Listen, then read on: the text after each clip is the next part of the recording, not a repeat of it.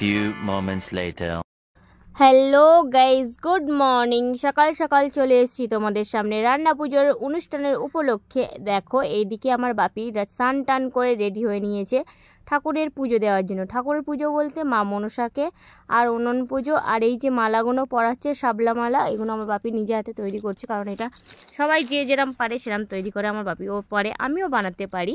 এদিকে দেখতে পাচ্ছ আমার বাপি স্নান টান করে রেডি হয়ে নিচ্ছে। সবার প্রথম সব শামলা ফুলগুলো নিয়ে সব জায়গায় দিচ্ছে বলতে পুজো হবে তো যে কটা রান্না হয়েছে হাঁড়ি রয়েছে তাতে ওই শাপলা ফুলের মালাগুলো দিতে হয়। এদিকে দেখেছো মা মনসার একটা ছোট্ট টুকরো নিয়ে এসে দিয়েছে এইটাকে, আর উনুনটাকে পুজো করার জন্য বাপি রেডি হয়ে নিয়েছে। এদিকে পুজো দিতে দিতে বাপি আবার ঘরের পুজোগুলোও দিয়ে দিচ্ছে, কারণ বাপি ঘরে থাকলে ঘরের পুজোগুলোও দিয়ে দেয়। এদিকে আমাদের বাড়িতে বাস্তব মনসা যেটাকে বলা হয়, সেই বাস্তব মনসাটা দেখো, ওই যে আমার বাপি হেঁটে হেঁটে চলে যাচ্ছে ওইখানটা হচ্ছে আমাদের বাস্তব মনসা আছে, ওর জন্য বাপি ওখানে পুজো দিতে চলে গেছে। এইদিকে আমরা সকাল সকাল দেখো বসে আমার ছেলে ভিডিও করে দিচ্ছে, আমি শাঁখ বাজাচ্ছি। আর আমার বাপি সব পুজো দেওয়া কমপ্লিট হয়ে যাওয়ার পর যে পানারাটা সাজানো রয়েছে দেখতে পাচ্ছ এই কাঁসার থালার মধ্যে, ওইটা বাড়ির বড় ছেলে বা বাড়ির যে কর্তা বাড়ির মুখিয়া যে তাদের খেতে হয়, তার জন্য ওই পানারাটা খাবে আমার বাপি, কারণ আমার বাপি বরাবর খেয়ে আসছে, তার জন্য ওইটা আমার বাপির জন্য। এদিকে আমাদের খাওয়ার জন্য সব কিছু দেখো তৈরি, মানে মা গুছিয়ে নিচ্ছে, কারণ বারবার উঠবে বারবার বসবে। আর আমরা খেতে বসে গেছি সবাই মিলে। এদিকে আমার বাপিকে সবার ফার্স্ট দিয়ে দিচ্ছে, কারণ উনি হচ্ছে আমার বাপি হচ্ছে বাড়ির মুখিয়া, যেহেতু বাপি বাড়ির মুখিয়া তার জন্য বাপিকে দিয়ে দিয়েছে খেতে। এবার আমাদের এইদিকে পাতা দিয়ে দিয়েছে, আমরা পাতা নিয়ে বসে পড়েছি। সবার ফার্স্ট দিয়ে যাবে প্রসাদ। এইদিকে দেখো আমরা পাতা নিয়ে বসে পড়েছি খেতে, আর আমার মা সবাইকে দিচ্ছে, প্রসাদ দিয়ে দিচ্ছে। আমি মাকে বলছি মা আমি দেবো, বলছে না তোকে দিতে হবে না, তুই বস তুই খা, কারণ আমি কোনো বছর আসিনি, এই প্রথম এসেছি তো, ওই জন্য আমার এত যত্ন হচ্ছে।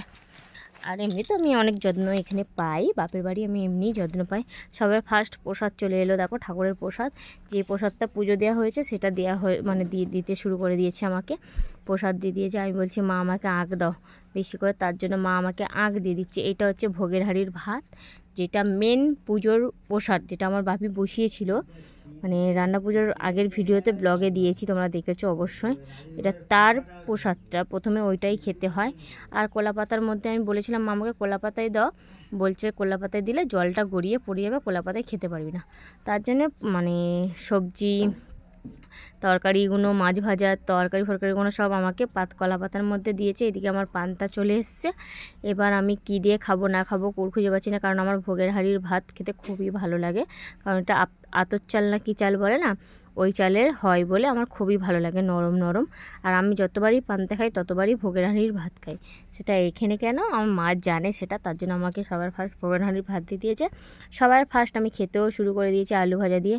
আর এই পুঁই শাকের তরকারিটা যে এত দারুণ হয়েছিল, মানে কি বলবো তোমাকে, খুব সুন্দর হয়েছিল।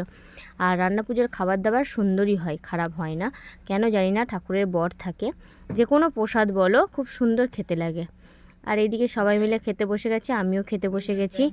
আর গুছিয়ে আর ছোট্ট করে একটু করে ক্লিপ নিয়ে নিলাম, কী আমাদের প্রথমে আইটেমটা পুরোটা তো প্রথমে তুলতে পারিনি, তার জন্য ছোট্ট করে একটা ক্লিপ নিয়ে নিয়েছিলাম। তার জন্য পিঠে খেতে মনে নেই, তো এখন পিঠে খাচ্ছি আর এই নারকেল ছাই, সবাই মিলে পিঠে খেতে বসে পড়েছি, কারণ মনে ছিল না। চলো বিকেলে দেখা হচ্ছে, বিকেলে যদি কোথাও ঘুরতে যাই দেখা হচ্ছে। তারপর চলে গেলাম বিকেলবেলা নদীর ধারের দিকে ঘুরতে। এদিকে এসে দেখছি এত রোদ, কারণ আমরা 4টের মধ্যেই বেরিয়ে পড়েছি, মুখ টুক জ্বালা করছে, এত রোদ।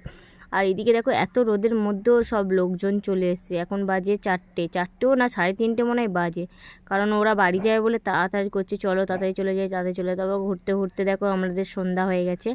এই জায়গাটা না খুব সুন্দর, এটা নতুন বানিয়েছে, জেটিঘাটা এটা নতুন বানিয়েছে, এত সুন্দর বলার মতন না। এইদিকে দাঁড়িয়ে দেখো আমরা টপকে ঢুকছি, কারণ সন্ধ্যা হয়ে গেছে, তালা চাবি মেরে দিয়েছে, আমরা টপকে ঢুকেছি বলতে রেলিং টপকে ঢুকেছি ভিতরের মধ্যে। মায়েরা তো শাড়ি পরে আছে, ওদের তো উঠতে অসুবিধা হচ্ছিল, তবুও টেনে টুনে নিয়ে উঠে পড়েছি। আর এইদিকে অনেক সুন্দর জায়গায় একটা জাহাজ দাঁড়িয়েছিল, সেটা তোমাদের পরে দেখা। আজকের মতন ব্লগ শেষ, ঘুরে আসা হয়ে গেছে। এবার ঘুরে এসে সবাই ক্লান্ত, সব যে যার মতন ক্লান্ত হয়ে গেছে, ঘুরে আসা হয়ে গেছে, শর্ট ভিডিও বানানো হয়ে গেছে, ভিডিওটা এই পর্যন্ত। ভালো লাগলে লাইক শেয়ার কমেন্ট করো, চ্যানেলটা সাবস্ক্রাইব করো, ফেসবুক থেকে যারা দেখছো তারা ফলো করে দিও। আমি ফলোটা বলতেই ভুলে যাই। ঠিক আছে, টাটা, বাই বাই।